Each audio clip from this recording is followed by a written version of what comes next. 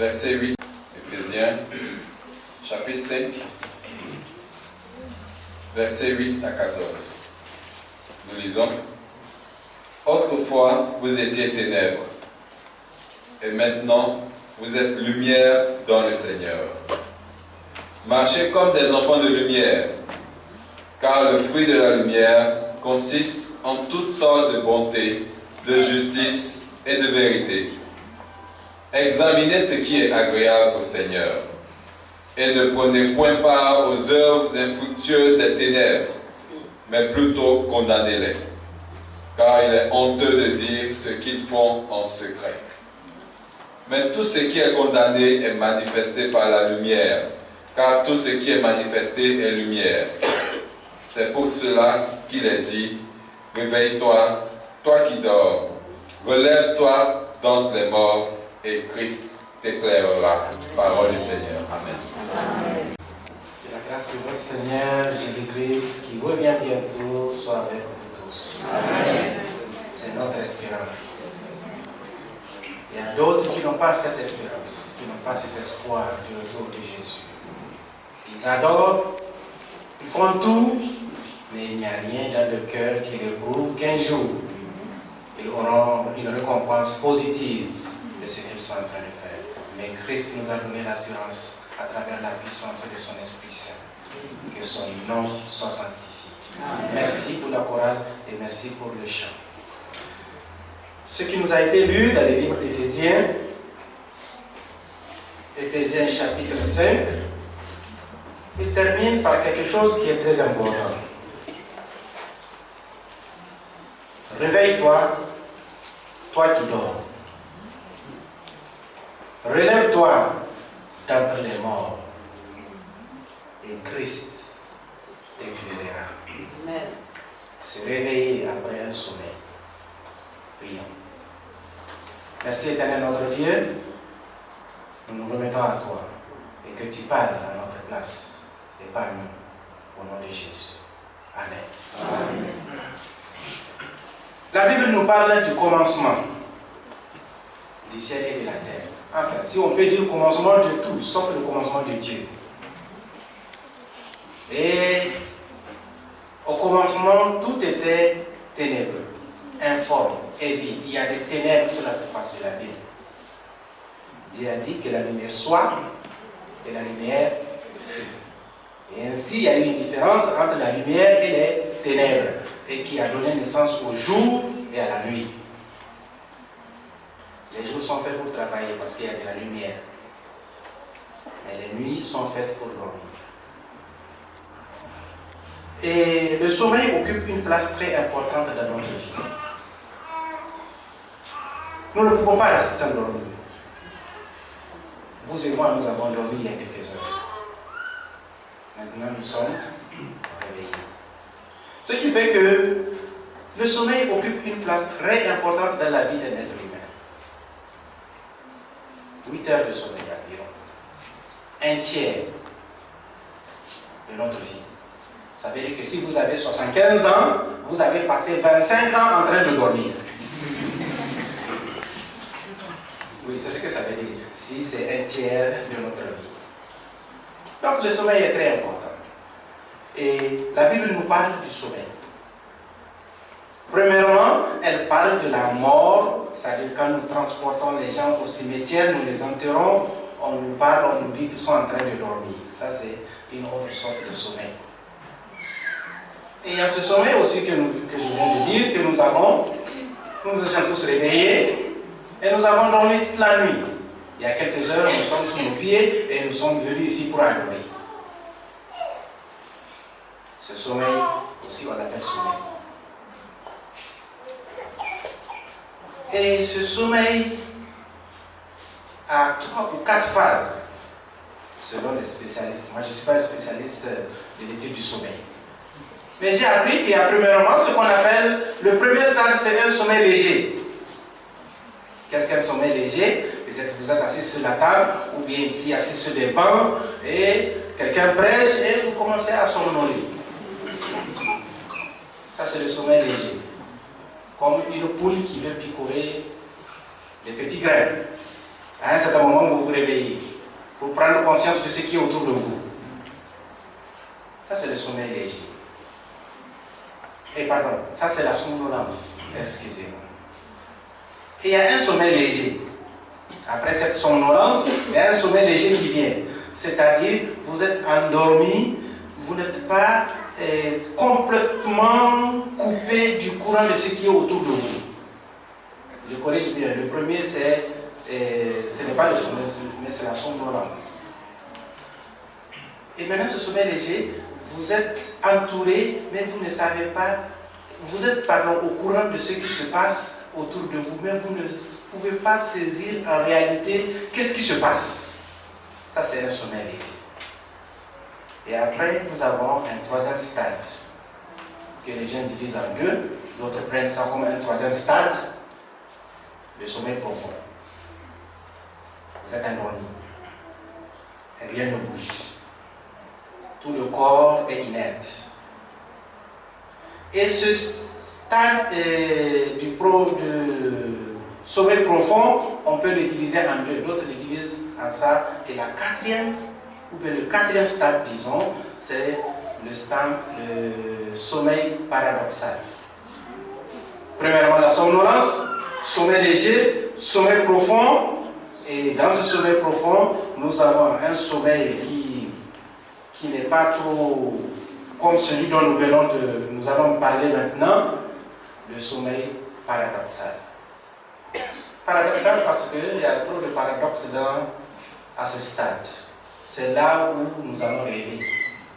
On rêve de toutes choses. Et vous savez que le rêve, c'est différent de la réalité. Quand vous rêvez, vous voyez n'importe quoi. Même les rêves de la Bible, souvent, ça nous donne des fils à retordre. Regardez les rêves des pharaons. Ou des vaches maigres qui mangent des vaches grasses. On n'a jamais vu ça dans la vie. Ça, c'est le paradoxe. Mais pourtant, il y a une réalité derrière ce sommeil.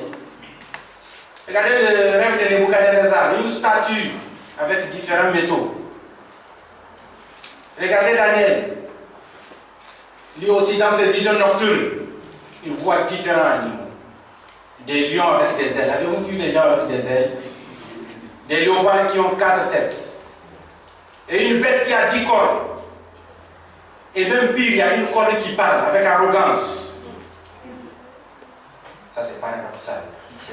Même nos sommeils sont aussi comme ça. Si dans le sommeil biblique, il y a un sens, peut-être aussi dans le sommeil, il peut y avoir un sens. Mais ce n'est pas tout sommeil qui a un sens. Il y a des fois où vous faites des rêves, c'est parce que vous avez beaucoup mangé. Donc vous avez trop de soucis. Vous voyez des sorciers qui vous poursuivent. Vous voyez des bêtes qui ont des cornes ou bien des hommes qui ont un seul œil qui sont en train de vous poursuivre. Enfin, c'est paradoxal. C'est-à-dire, c'est un état où vous ne pouvez plus vous contrôler, vous êtes profondément endormi, le corps est inerte, mais il y a quelque chose en vous qui est en train de travailler, vous êtes en train de voyager, tandis que vous êtes sur votre lit, endormi, complètement endormi. Ça, c'est les rêves. Ce rêve vient du sommeil. Et il y a des rêves, bien sûr, qui ont des explications. Il y a des rêves d'autres, quand ils rêvent, le rêve s'accomplit. D'autres, c'est le contraire.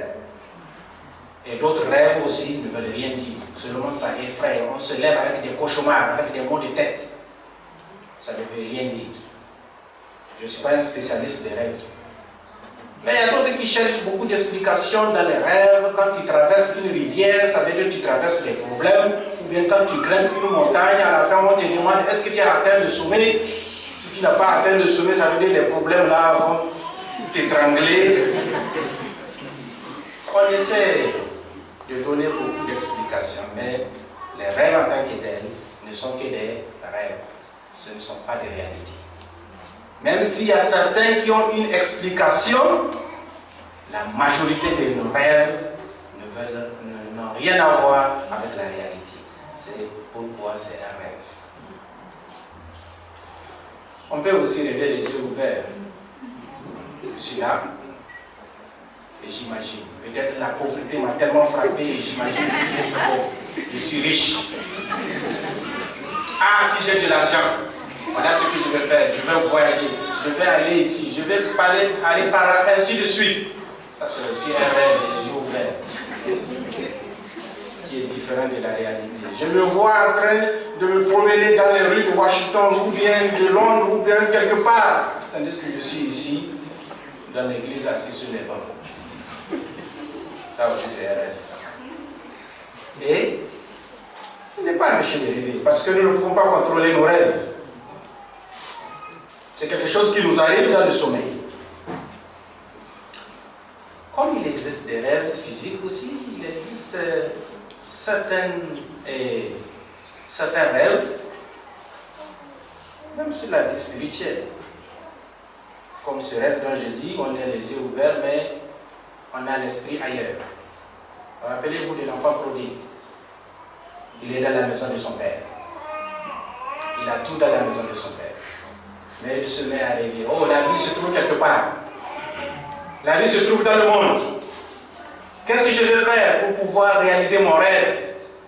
Pour aller vivre dans la joie, dans la paix, dans l'amour, dans l'abondance, quelque part où personne ne me dit ne fais pas ça. Et il trouve une solution. Comme les rêves sont toujours paradoxaux et ils sont bizarres, la seule solution c'est de demander l'héritage de son père. C'est-à-dire qu'il souhaite que son père même soit mort et qu'il ait tout l'héritage. Et il prend et il s'en va. Pour réaliser son rêve. Il est parti réaliser des rêves, mais malheureusement le rêve.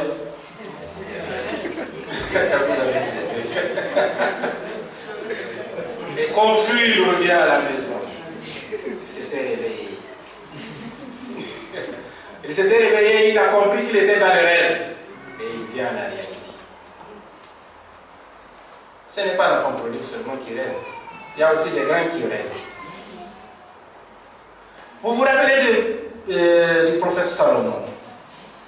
Salomon, c'est quelqu'un qui a un nom très important, connu. Et au moment où il a été placé comme roi, il a entrepris une grande construction d'un temple. Bien sûr, la construction a été commencée par son père, mais après, lui, il a achevé, c'est-à-dire le papa a rassemblé tout ce qu'il faut et Salomon maintenant a construit le temple. En ce temps-là, il était vraiment spirituel, il était éveillé. Et quand il a construit, lisons, un roi chapitre 3.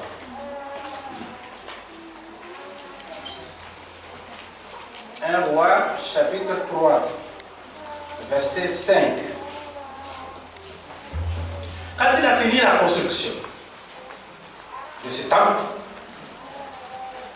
il y a eu une grande fumée dans le temple, la gloire de Dieu était dans le temple, au point même où les sacrificateurs, on disait, ne pouvaient pas rentrer dans le temple. Et un jour, c'est là que nous allons partir, chapitre 3, 1 roi chapitre 3, à Gabon, verset 5.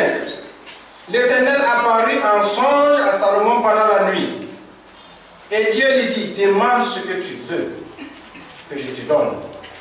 Salomon lui répondit, tu as traité avec une grande bienveillance ton serviteur David. Ça continue. Et au verset 9, il donne la réponse. Si peut-être vous et moi, on vous donne une telle opportunité, demandez ce que vous voulez. Peut-être la majorité de nous vont dire oui, je vais être riche. Ou bien je vais être populaire. Ou bien je veux ceci, je veux cela. Tout sauf la réponse que Salomon a donnée. Regardez sa réponse au verset 9. Accorde donc à ton serviteur un cœur intelligent pour juger ton peuple, pour discerner le bien du mal, car qui pourrait juger ton peuple, ce peuple si longtemps? Pour ceux qui rêvent, lui, là, il a mal choisi. Mais il était en éveil, il n'était pas endormi. Et il choisit le meilleur. Il choisit la sagesse divine pour mieux diriger, pour mieux contrôler, pour faire la différence entre le bien et le mal. Et il a construit, nous avons dit, le temple, un temple formidable, merveilleux. À la fin même de la construction, le temple était rempli de niais. Dieu a accepté ce que Salomon avait fait. Ça, c'est au moment où il était en éveil. Et maintenant, la popularité commence. Les gens viennent même visiter le temple, ainsi de suite. Et tous les rois qui sont aux alentours veulent avoir une relation avec ce grand roi. Et là, il commence à somnoler. Il commence à somnoler jusqu'à ce que c'était endormi. Et premier stade, deuxième stade, troisième stade. Maintenant, il atteint même le stade des rêves. Il cherche le bonheur, il cherche la joie, il cherche le plaisir ailleurs, mais pas avec Dieu. Et regardons ce qu'il dit dans Ecclésiaste chapitre 2. Ce qu'il dit dans son rêve. Tout ça, c'est quand il était à la recherche du bonheur. J'ai dit à mon cœur, allons, je t'éprouverai par la joie et tu goûteras le bonheur. Comment? Voilà, il va nous expliquer. J'ai dit au rire insensé et de la joie, à quoi sert-elle? Je résolus à mon cœur de me livrer ma chair au vin, tandis que mon cœur me conduisit avec sagesse et de m'attacher à la folie, jusqu'à ce que je visse qu'il est bon pour les fils de l'homme de faire sous les cieux pendant le nombre de jours de leur vie. Ils se donnent au vin. Comme beaucoup aussi se donnent au vin pour oublier certains soucis, certains problèmes, et avoir une vie un peu plus au-dessus de la vie normale, c'est-à-dire pour se maintenir. Ce n'est pas tout ce qu'il a fait. Au verset 4, j'exécutais des grands ouvrages et je me bâtis des maisons. Je me plantais des vignes. Je fis des jardins et des vergers et j'y plantais des arbres à fruits de toute espèce. Je me créais des étangs pour arroser les forêts où croissaient les arbres. Maintenant, il s'est mis à des réalisations, des jardins, des maisons. Nous tous nous rêvons d'avoir une maison un jour ou un beau jardin. C'est pas mal, c'est pas interdit. Mais c'est quand nous rêvons que c'est ça qui va nous donner du plaisir ou ça nous donne des problèmes. Et Salomon maintenant, lui, il construit des maisons, il construit des jardins, il arrose même des forêts. Il a beaucoup de moyens. Et il fait tout ce qu'il peut pour se procurer de la joie. C'est pas fini, il continue. Et il dit, j'achetais des serviteurs et des servantes, et j'eus des enfants dans ma maison. Je possédais des troupeaux, des bœufs, des brebis, plus que tous ceux qui étaient avant moi dans Jérusalem. Je m'amassais de l'argent, de l'or, des richesses, des rois et des provinces, et je me procurais des chanteurs et des chanteuses, et les délices des fils de l'homme, des femmes en grand nombre, à la recherche de Dieu. Il a des serviteurs, des servantes. Peut-être si nous pouvons utiliser le langage d'aujourd'hui. Il y a un serviteur qui lave ses habits, un autre qui repasse, un autre qui lui fait à manger, un autre qui amène sur la table, un autre qui enlève même le couvercle. Enfin, il a des serviteurs et des servantes pour chaque chose. Et il continue. Il dit qu'il s'est amassé de l'argent. Il était très riche. Et nous savons que quand on parle de riches dans la Bible, peut-être Salomon serait classé le premier. Nous avons aussi Job, nous avons aussi d'autres qui viennent. Mais le populaire, c'est Job et Salomon. Et il continue, il dit qu'il a eu des femmes en grand nombre, comme aujourd'hui aussi les gens cherchent des plaisirs dans ce sens. Il en a eu 1000. 700 femmes légitimes et 300 concubines. Tout ça à la recherche de plaisir. Il est en train de rêver. Un bon rêve.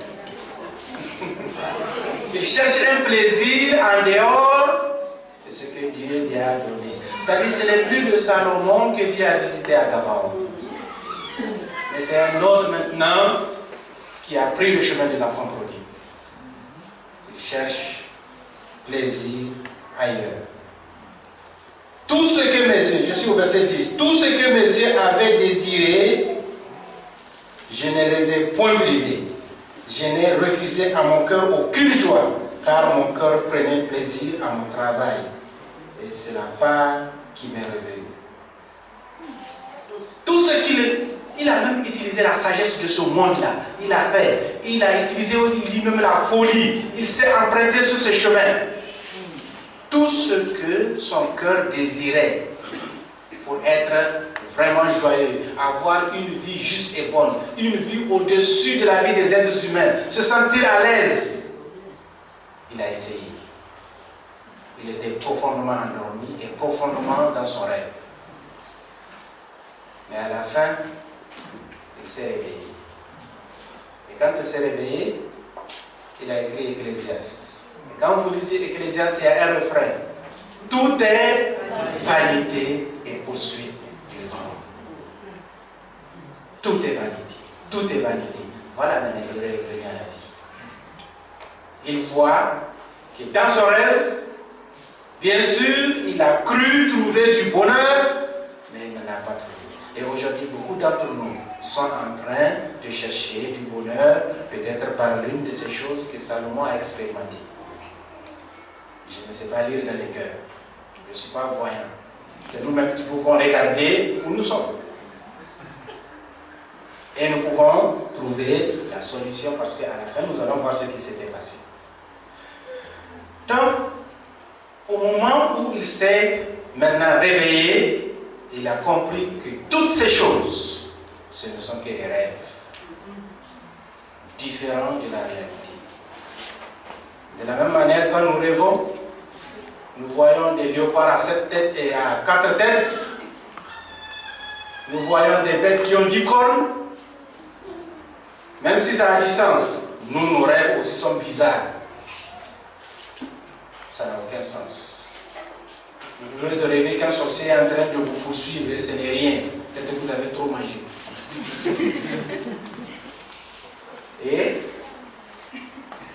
maintenant, quand on est endormi, quand on est dans le sommeil, c'est-à-dire qu'on est dans les ténèbres, l'obscurité, c'est aujourd'hui, bien sûr, les gens ont trouvé beaucoup de lumière pour être en éveil et travailler jour et nuit. Mais Dieu a fait cette obscurité pour dormir, pour être dans les ténèbres, afin de bien se reposer. Et tant que nous sommes dans ce sommeil, dans ces rêves, nous n'apercevons jamais la réalité. Nous sommes toujours dans la confusion. Quand quelqu'un est endormi, il est sur son lit, il est endormi, mais c'est son esprit qui divague, c'est son esprit qui voyage. Il ne fait rien, il est là couché. Mais son esprit est en train de voyager. Et quand il se réveille, il se rend compte qu'il n'a même pas fait un pas de plus. Il est à la même place. Il n'a rien contrôlé, mais on l'a contrôlé. Le rêve l'a contrôlé. Mais quand on se réveille, on se rend compte de la réalité, on se rend compte de la situation. Mais quand quelqu'un est endormi, vous ne pouvez pas le réveiller. Et il ne peut pas se réveiller lui-même, pardon. Sauf celui qui est éveillé peut réveiller celui qui est endormi. Si le moment de rêve n'a pas pris fin. Et quand ces rêves vont prendre fin, tout va devenir réel, et la personne se réveille. Mais il y a deux sortes de réveils. Il y a un réveil pour la vie, il y a un réveil pour la mort. Comme Daniel dit, plusieurs se réveilleront de la poussière de la terre, les uns pour la vie éternelle, les autres pour le pauvre et la honte éternelle. Comprenez, je parle des deux sommeils dont j'ai parlé dès le début. Il y a un sommeil, la mort, il y a un autre sommeil sur notre lit. Et Somme 121 nous donne quelque chose de très important concernant Dieu.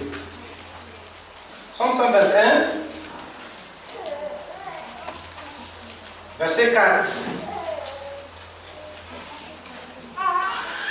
Psaume 121, verset 4 nous dit que le seul qui ne peut pas dormir, c'est Dieu. Psaume 121. Pardon, je me trouve. Je suis au verset 4. Voici, il ne sommeille, ni ne dort, celui qui garde Israël.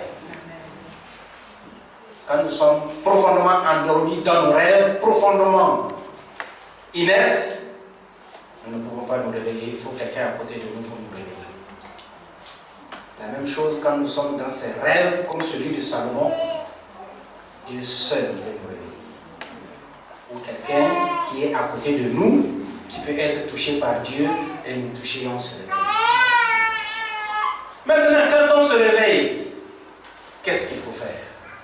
Nous avons dormi, nous avons rêvé, un réveil paradoxal, quelque chose qui n'est pas la réalité, et peut-être les circonstances ont amené que nous nous sommes réveillés.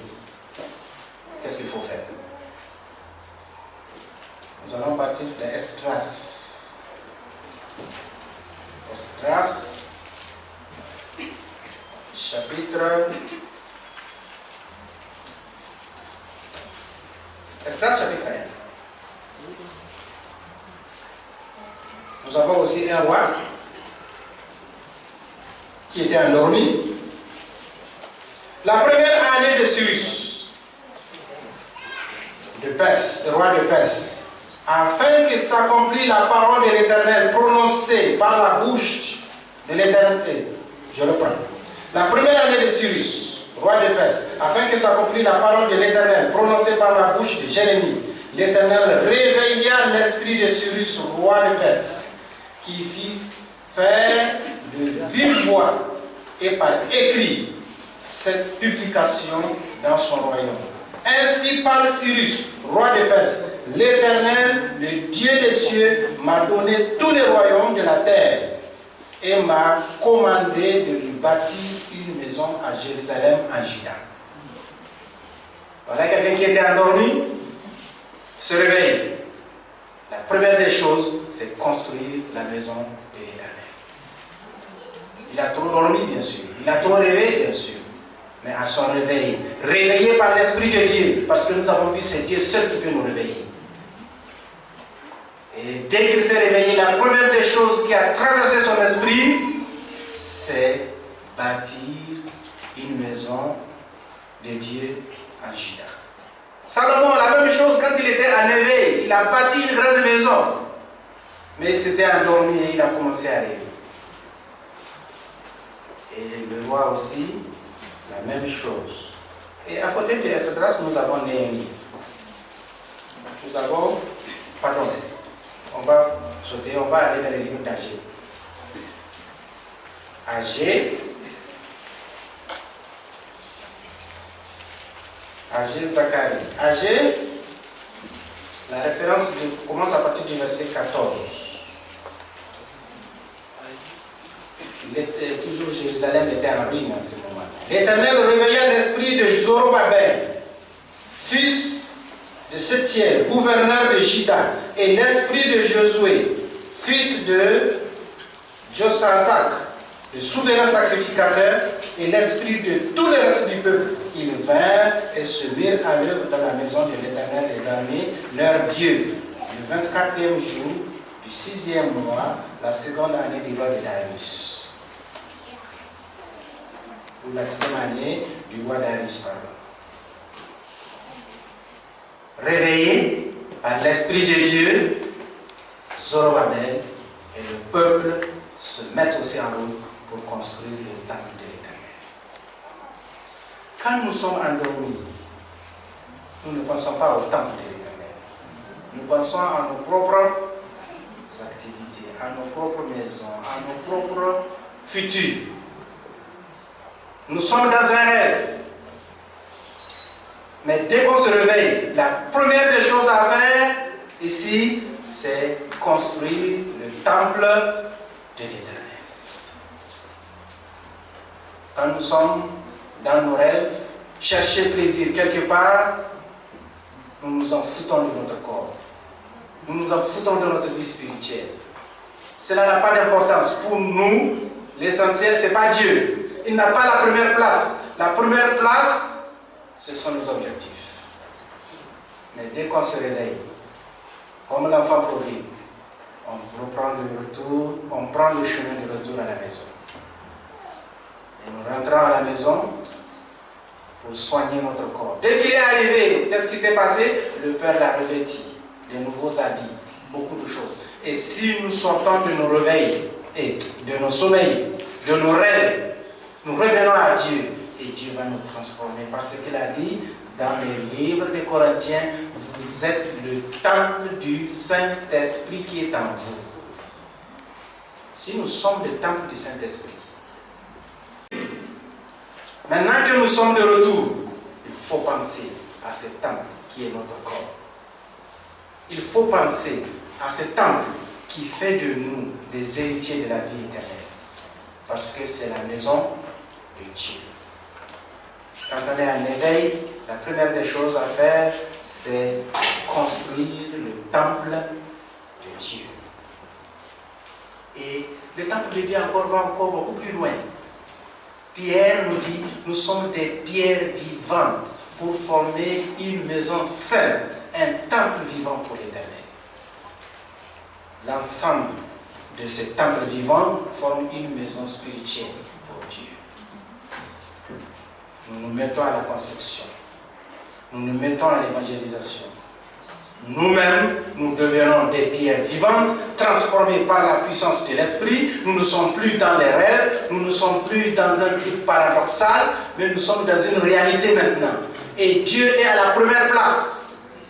Quand Salomon était de retour, il dit à la fin de son discours, toute est vanité et poursuite du vent. Et il dit, crains Dieu et observe ses commandements. C'est ce que doit faire tout homme. Voilà les pensées de quelqu'un qui n'est pas en train de rêver.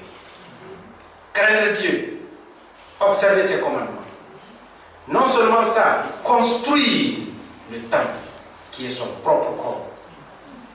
Construire ce temple et l'ensemble des temples construits forment maintenant une maison vivante, une habitation vivante pour Dieu.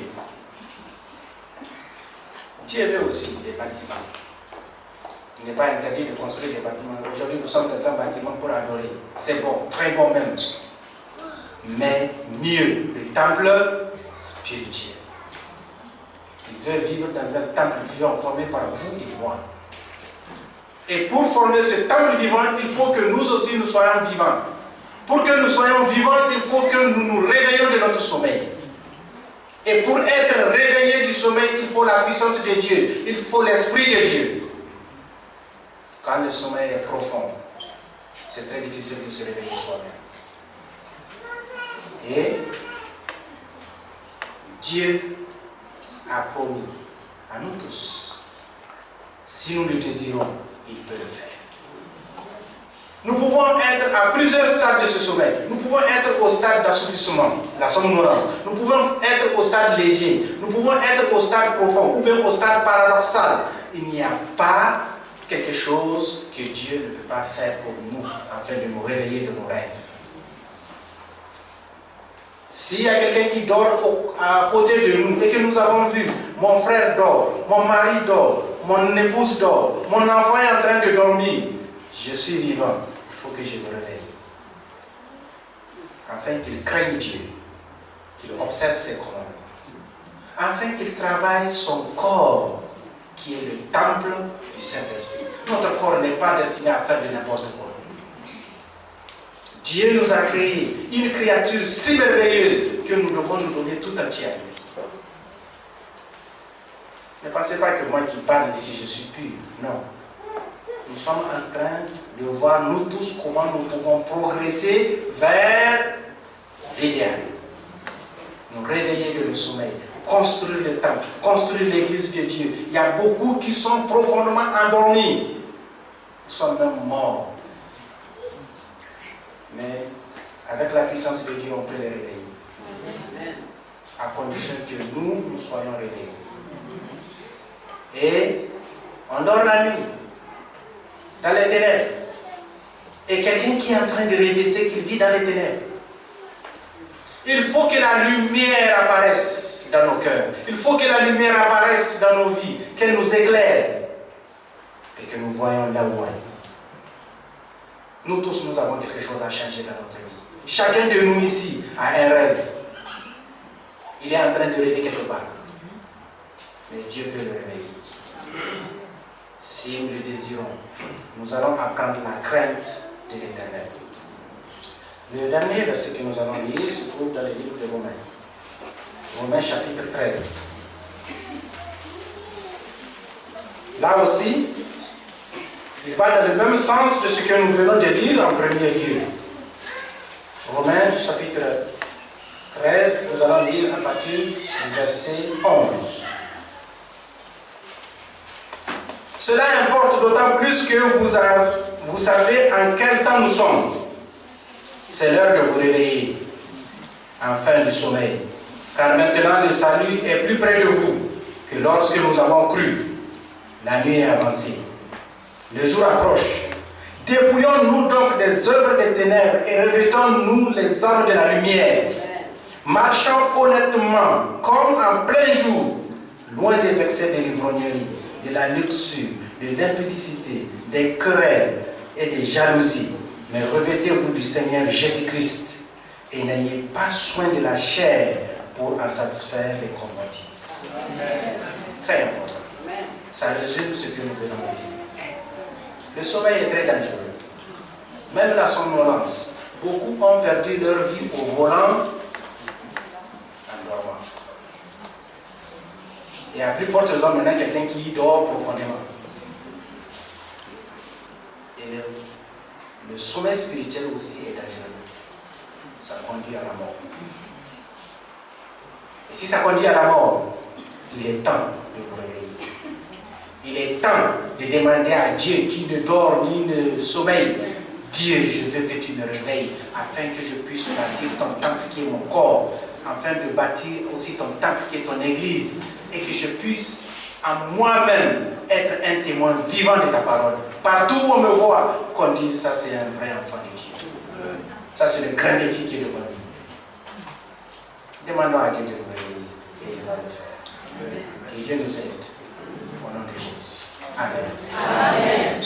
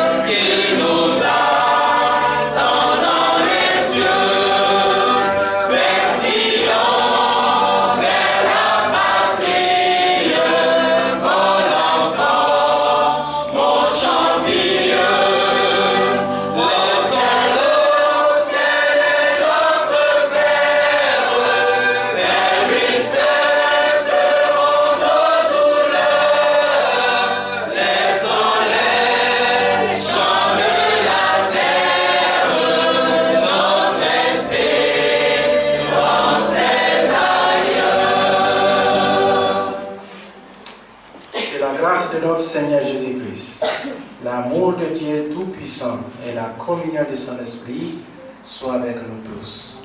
Amen. Amen.